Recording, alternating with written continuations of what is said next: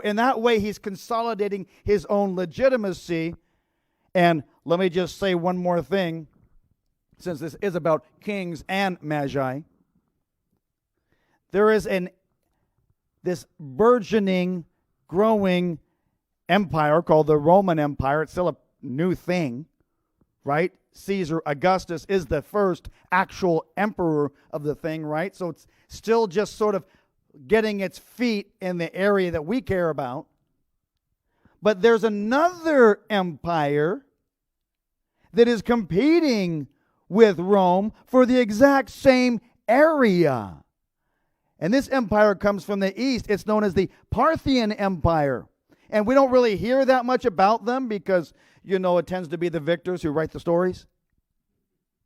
But the Parthians, essentially, after the Greeks began to become less and less of a thing. Remember, I just mentioned that the Jews got their own independence in their little region, but the Parthians got their independence in their part, and they began to grow and grow and grow right out of the area that you and I would traditionally call Babylon or Nineveh, and it would kind of grow out of that. And when Herod, before he was king, this is how he became king, the Parthians decide, you know what? We're getting in there before the Romans really get their foothold there in what we would call Israel or Palestine or some, historically Canaan. They essentially said, we're getting it for us because it's strategic.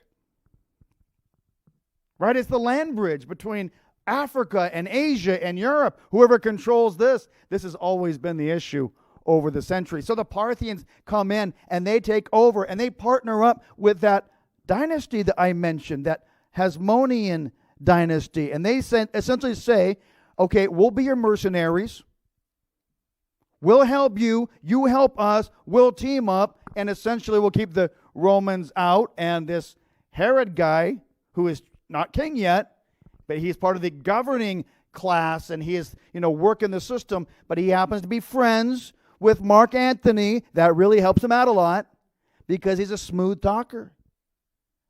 And he's part of the socialite group. And he can work the system. He's a networker. I know we always think of him differently as you're the ogre, but no, he's the network guy. And it's his relationship with Mark Antony that really gets him to a place where Parthians come in and he gets out. He makes this dash to Rome and says, okay, basically, we got a problem. I'm with you. It's like, I really hope you guys would win. If only I was working for you, but unfortunately they came in and I'm out, so what do you want to do? And they decided, tell you what, we'll send you back in with an army. You'll kick out the Parthians, and then if you succeed, you'll be king. And if you don't succeed, you'll die. And problem solved. We'll find out what happens. And he succeeded with the Romans' help. That's how he became king.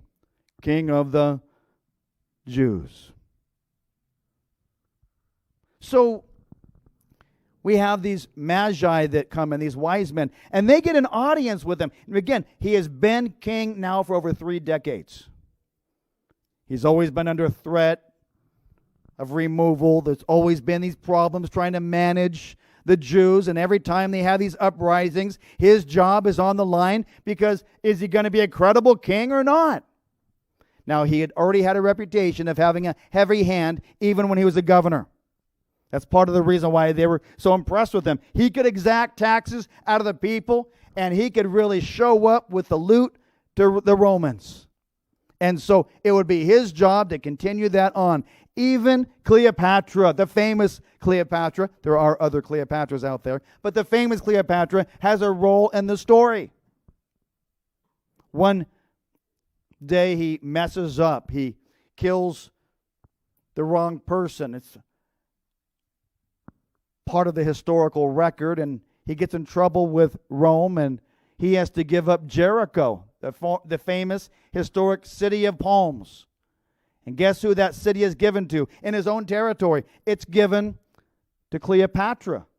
Now, she loves the idea because she wants to sort of eventually take over the whole area. Now, there's a story. I can't prove this, But I'll just kind of fill in this blank for you while we're at it. There's a story that he's the only man that ever actually resisted Cleopatra's charms, because she was known as the one who could essentially take down the strong man, if you know what I mean. And she had put the moves on Herod according to secular history. The Bible doesn't record that. Okay, so here we have these Magi that show up at the time of Christ, and they come with their apparent pomp and circumstance, apparently all the attention that would be associated with these regents from afar. But who, again, are they? I already suggested to you that they're not kings. They are wise people. But what I want to sort of draw out right now then is the fact that kings have always consorted with wise counselors in every region. And what I want to actually, I hope, pull out is a few stories you're familiar with. Stay with me in order to see that this principle actually applies in a number of other stories. Now, let me go to just the most obvious, the most famous ones. Like, let me just backtrack 600 years or so to the time of Daniel. You know that Daniel was part of Nebuchadnezzar's captivity. You might remember this. Nebuchadnezzar came into Jerusalem and essentially said, okay, this is the third time now, so we're going to just crush Jerusalem, and so you don't have anything to revive your hopes. We're going to destroy this temple because you keep coming back. I've already given you a couple other warnings. We've already done this a couple times before, so I'm just going to go ahead and destroy the temple, take you guys captive, and that's how Jerusalem was destroyed. But before that, in one of the previous exploits, when Nebuchadnezzar had shown up, he had gotten Daniel and his friends that we become very familiar with, Shadrach, Meshach, Abednego. You guys might know the story. Remember the fiery furnace and their faithfulness to God and all? But what was it about them that all of a sudden the king of the Babylonian Empire knew their names? Now, we look at it from the Jewish writings, of course, and we see that they were recognized as being honorable, and they were recognized as being educated and capable, and therefore they were trained up in order to be part of the royal court. But how often might we see it from the perspective of Babylon and what his intention actually is, and what many kings' intention is when they actually conquer? In other words, we always presume that their only reasons are to expand land, territory, or maybe to just expand power bases, but sometimes their purposes are to expand their circle of advisors, to expand the knowledge base that they have available in their royal court. Sometimes the reason for an attack is to go to another king and essentially be able to take his advisors. Because the more information you have, the more knowledge you have in your circle, the more capabilities you will have in order to succeed economically, militarily, and also politically, and in all the various ways. Do you understand what I'm saying now? What I want you to see is that the wise people, or the counselors, or the Magi, and again, many other words that we're not going to spend time even trying to go after, that would really describe the same group of people that are comfortable with the courts because that is their industry. There's literally an industry, if I can use that term, that is also a caste, a certain class of people that are educated, and not everybody is. Let's be honest, that is a very minority of the people that have education. And this is the part that's really hard for us, to be honest with you, to really get our minds around, because we have, from the earliest of our years, all of our understandings and knowledge and experiences are based upon a way of understanding education as though it is accessible to people should they go after it. We've been raised in an environment called a compulsory education system, right? It's required to go to school. So the only question that we had growing up is, do I really want to go to school? And for most of me and my friends, the answer was clearly no. And we didn't understand those kids that love school. We had lots of reasons to hate school. Don't get mad at me if you were the one that loved school. And I would always challenge, and teachers, don't get mad at me as well, because I was always challenged with this actuality. For some reason, I must have been that kid that slipped through the gaps on this conversation. Why did we ever need to learn this stuff, I would ask. And I didn't feel like it was ever explained to me. I remember being in high school, and I was taking my geometry class. And it seemed so abstract, and we had to do these proofs, and it was long and drawn out. Remember those? And it's like, really? And I have to show my work and everything. Oftentimes, I could just get right to the answer. It's not that I actually didn't always do well. I don't want to say that. I just didn't like it. And again, part of the reason was because it didn't make sense to me. I said, I'll just use a calculator. Now, in my adolescent logic, that made sense.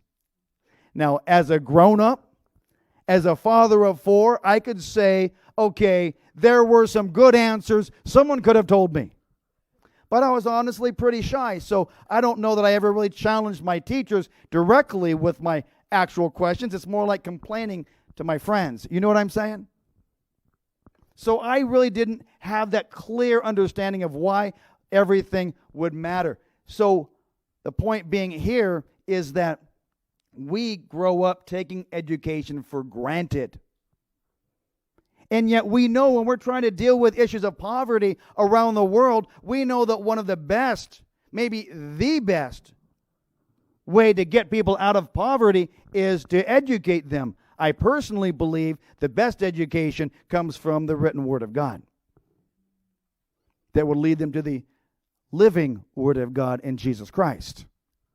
As a matter of fact, do you know that the reason we have this lethargy is because we tend to just take these things for granted because it's part of our society. But why is it part of our society? It's a direct result of the influence of the Judeo-Christian thinking. In other words, ever since Moses, when God brought the codex of the written rules and regs that you might say, oh no, not the 10 Commandments. No, listen. The principle of written messaging from God to His people that became part of the culture of the Jews that was then later brought in to the culture of the Christians, so that we could have this term Judeo-Christian influence in education. It was a game changer. And therefore, the Jewish people would gather together at these places called synagogues in the time of Christ, or at temples at certain times before that, at tabernacles, and they could hear the Word of God read. And they become, over time, literate. And you have this group of people that would be known as scribes. They could read and write very, very well. They were grammaticians. So that translates, when we have the wholeness of the Bible, into a culture among the Christians, when we had access to the Bible, of an educated people. Now, this becomes a very important if you want to understand world history. To see the role of just Christians gathering together on a Sunday morning being taught from the Bible. And Jewish people being taught from the Scriptures, from a written codex. And the potential to have everything change in terms of